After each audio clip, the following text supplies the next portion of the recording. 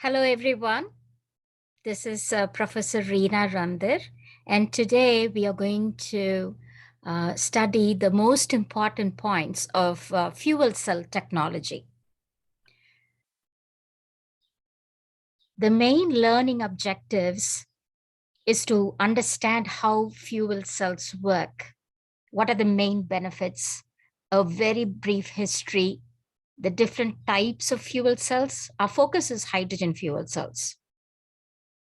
Some of the real applications, and we'll talk about the advantages and disadvantages and what the future looks like for fuel cells. So what is the chemistry behind fuel cells? How would you define a fuel cell? A fuel cell is an electrochemical power generating device. So you can see it uses basic chemistry of hydrogen and oxygen in order to create electricity. So it combines hydrogen. So if you see hydrogen, one of the most abundant elements in the atmosphere, has only one electron. So it's not stable and it's looking to donate its electron, right? Whereas if you study the valency of oxygen, it's very electronegative. So that's why this reaction kind of happens naturally. And in the process, generating electricity. I'm always reminded of a simple battery that we always use. You know, the battery will have an anode and cathode, and the electrons will flow through an electrolyte. So where chemical energy is converted to electric energy. So here's another picture of a hydrogen fuel cell, where hydrogen is being fed. So as long as the energy input is continuous, this device can continuously make energy. So we have an anode, which is negative, and cathode, which is positive. So they act like a catalyst. You know, that's the catalyst. So when the hydrogen is applied to the anode, the electrons travel through the circuit, creating electricity. Whereas the protons will pass through an electrolyte or a membrane, and then it will react with the oxygen in the cathode to produce water. So the byproduct is both water and heat. In a battery, we will store energy in the electrodes, right? Whereas here, as long as you're providing input oxygen, the output is constant. So especially the technology that we have with generating this kind of an energy is very sustainable. It is very highly evolving because there's so much research and development going on in this. And that's why the hydrogen fuel cell is the most versatile of all fuel cells. And it's a clean power. And that's why we are studying this. It's clean energy. It does not pollute the environment. So here are some of the basic benefits of fuel cells. It's very, very efficient and it can fuel very quickly in a matter of minutes. So for example, here's a picture of a car. The fueling time is only 3 to 5 minutes and the range is like 250 to 400 miles. It can operate very quietly. So it's going to play a huge role in the transportation sector. No vibration, rapid response to changes in electric demand, low maintenance cost, and a long lifetime. There is flexibility in installation and operation, longer ranges. Now it's used for public transportation. And I thought the statistics was very interesting. So if this hydrogen bus can operate for 5 years, you know, for a public transport, it can harvest more than 1 million pounds of carbon dioxide from the atmosphere. That can be equivalent to 13,000 trees or 108 passenger combustion engine vehicles or 13,000 incandescent light bulbs.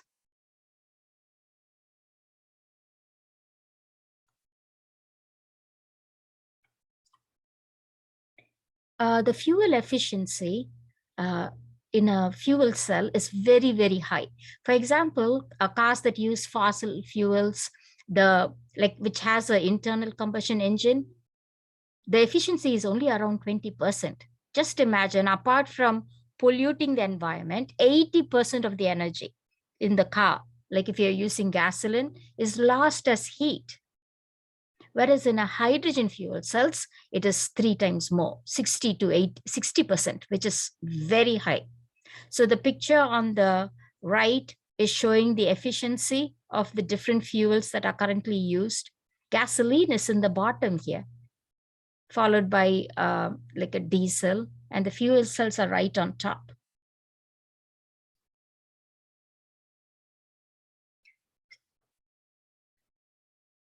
This is because, see here, when you're in fuel cells, we just have only one step of chemistry that is involved in changing, in making electricity. That's why it is very, very efficient.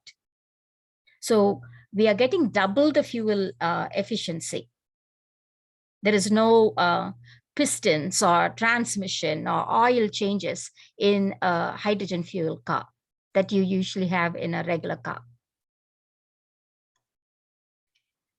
See, we know hydrogen is the simplest of elements. It's the lightest gas. And it's also one of the most abundant element in the universe. So it's a very ideal energy carrier. It is not an energy source. So it can very cleanly store energy, and it can be produced by various domestic resources. And like it has been used widely for decades as a commodity. Like in USA, there's more than 10 million metric tons that are made every year. It is used in so many sectors. So apart from the fuel industry, right, like fuel cells or turbines or energy storage devices, it is also used in the petroleum refining industry, fertilizer production, food processing. These are all chemical industry, methanol production, electronics, ammonia, even like cosmetics. So it's very, very widely used, hydrogen. And then it has a versatile use for it. The fuel cell can be used for transportation, for stationary and portable energy. It can be used in engines and turbines. So the uses for hydrogen is just versatile. It is clean and it's flexible energy carrier. And the hydrogen can be provided by various domestic sources. So the thing is, so it plays a role in energy security. One of the key features is that the hydrogen's energy content, it's very high energy content by mass and low energy by volume.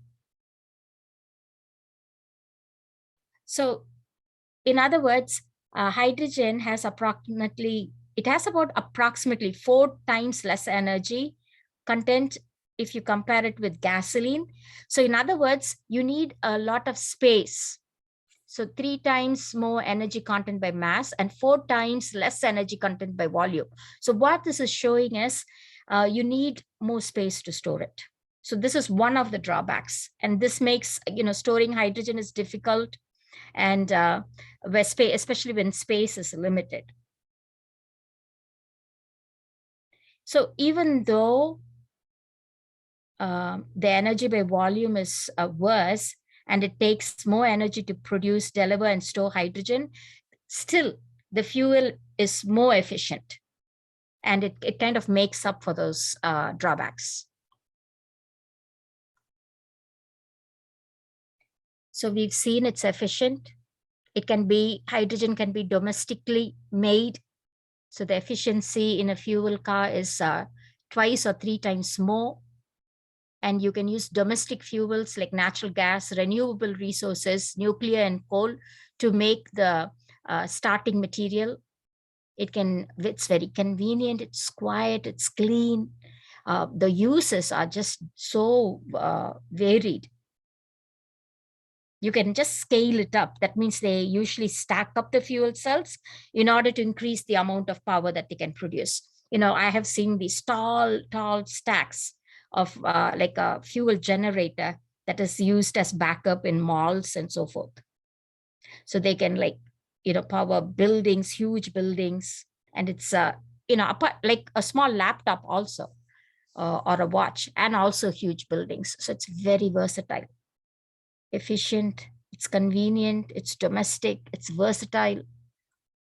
Here's a very brief history of the fuel cell. So 1800s, we have a scientist Nicholson and Carl Lees that are describing the process of using electricity to break water into hydrogen and oxygen. And we have the first fuel cell demonstration in 1839 by Grove. And then the technology took off. All other different types of fuel cells, like alkali fuel cells, they all come into being.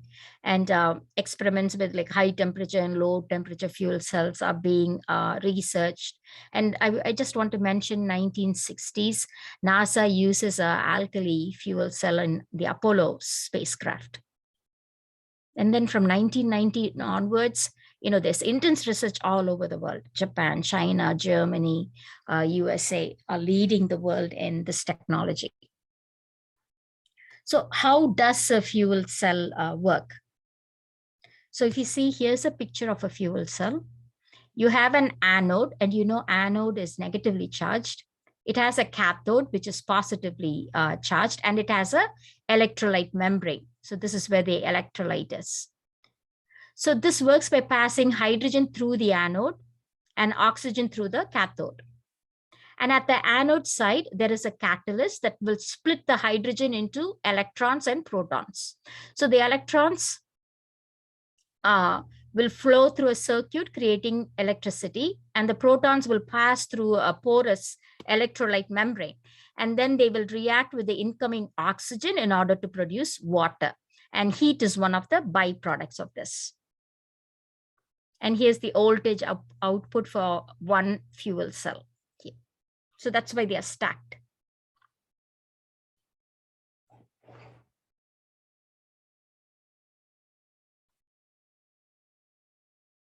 So the hydrogen that is used in any fuel cells can be produced by multiple energy sources, which are just abundant in USA, especially, including natural gas, which is a fossil fuel. We can use solar energy, wind energy, geothermal, biomass, nuclear, all of them, or even electricity to make hydrogen. Most of it is coming from natural gas.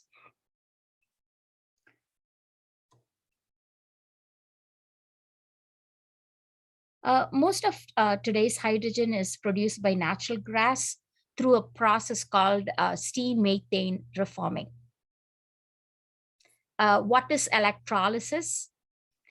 So here they'll use electricity to split water into hydrogen and oxygen. Thereby, here's your hydrogen source. It can be biological. Isn't that fascinating? You can use like bacteria or other microbes, or like enzymes to break down organic products to make hydrogen.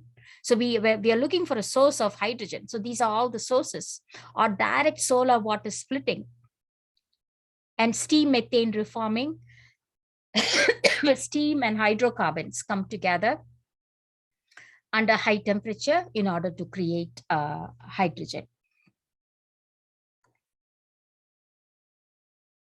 And here's the versatility of the uses of hydrogen and its fuel cells, widely used in transportation, both small and large. Energy storage, like a generator, backup.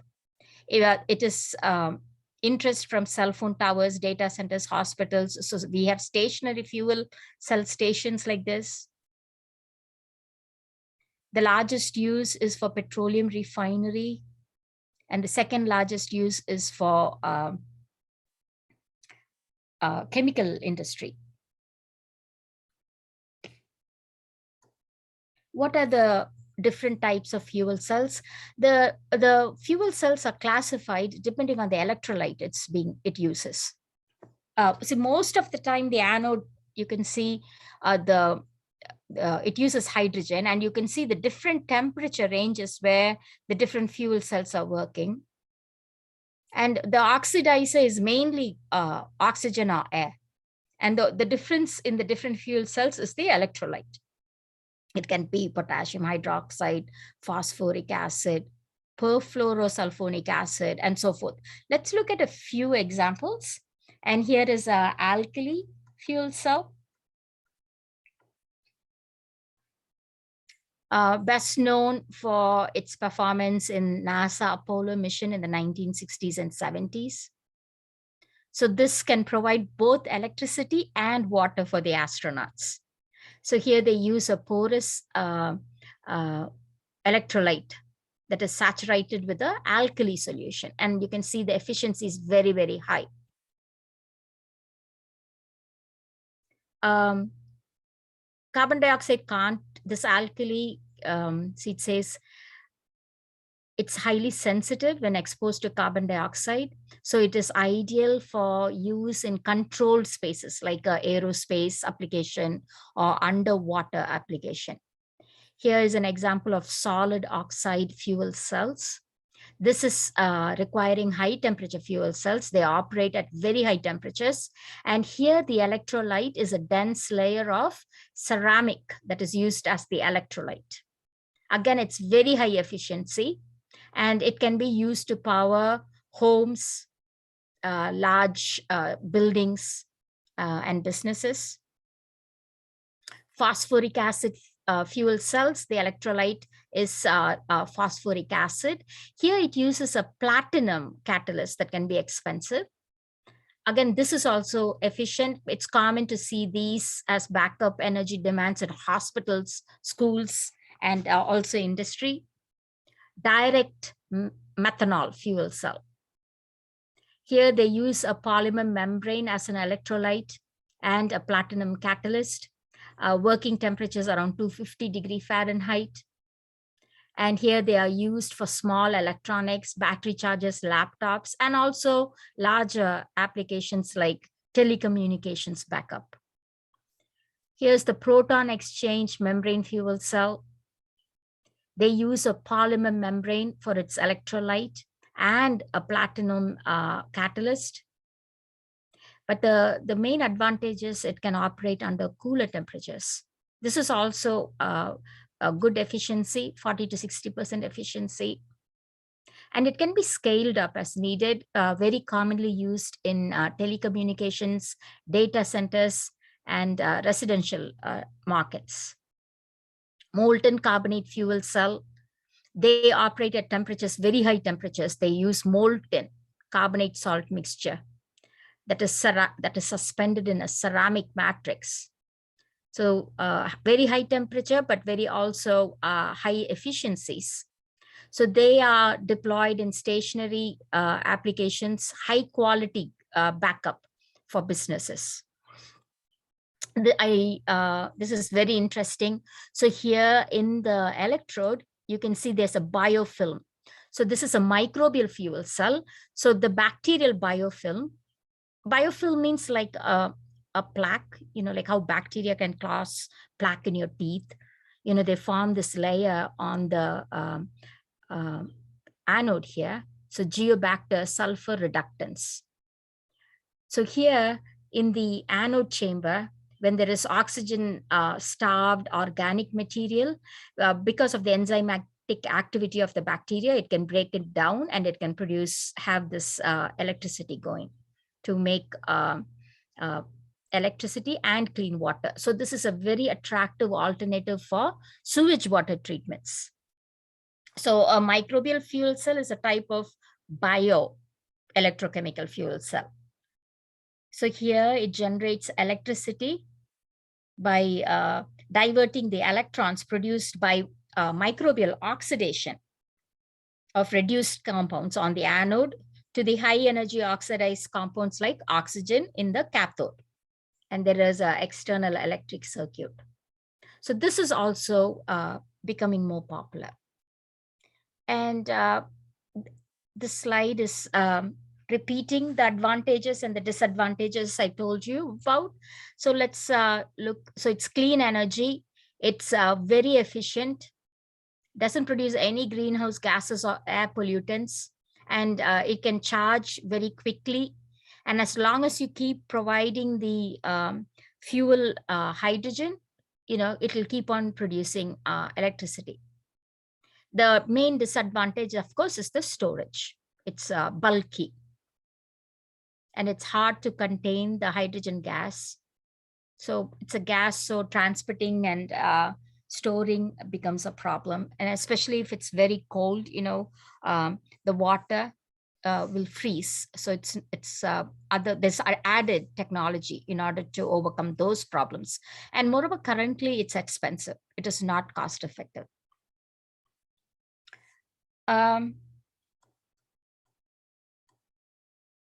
This picture is saying like there's so many fuel cells operating all over United States now, in more than 40 states. So like currently, right, we are so dependent on electricity. Just imagine if there is a power outlet, everything kind of will come to a standstill if there is no backup. Imagine what can happen in the hospitals or banking or, because everything, we are so dependent on electricity now. So these backup fuel stations are very important for digital communications and medical technologies to continue. So the fuel cell installations in US is more than 240 megawatts that provide stationary power in more than 40 states. And the Department of Energy is adding to it, and there's more and more added every day. And this is showing all the electrolyzers that's found in USA. So again, from the Department of Energy website, 172 megawatts of electrolyzers in the USA in 2021. So electrolyzer means it's the device that will break water to produce hydrogen gas that can be used in a fuel cell. So you can see the capacity is just increasing. And here's a picture of what a hydrogen fuel refueling station will look like. It looks like a regular gas station. So here, it's clean. And there are like so many applications. As I told you, applications are so varied. So fuel cells are excellent if you are in a very remote location, like maybe a spacecraft or a weather station, a communication center that is far away, a research station for military applications. So it's fantastic for that. And then here you can see like everyday FedEx vans fueled by fuel cells. First fuel cell tow truck fleet at Memphis. First fuel cell for maritime ports in Hawaii.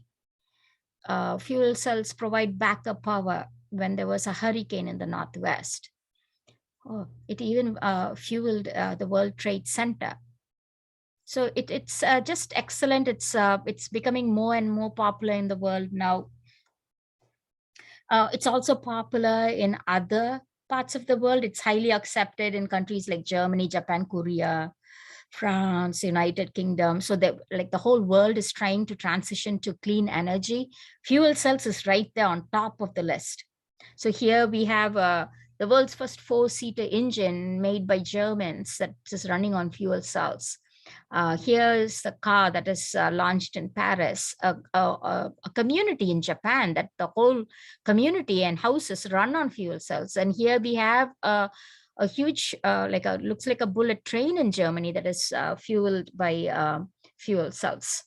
And the demand for fuel cells is like escalating. So you can see this is global data, North America, Europe, Pacific, and rest of the world. You can see how it just took off. Here's the annual sales of fuel cars it's the world market picture. And in USA too, the demand for fuel cell and fuel cell technology has skyrocketed now. So fuel cells are going to play a huge role. They're already here. and they are going to be a big part as we transition to clean energy. So you can see it is renewable, it is sustainable. You can add it to the electric grid. So all the benefits of hydrogen and making electricity, this can address like very high level energy related issues. Grid resiliency, energy security, efficiency, and emission reductions. So these are everything that uh, the Department of Energy is looking for, and collaboration from the world over is vital if we are going to use clean energy in order to address climate change. And I hope that was helpful.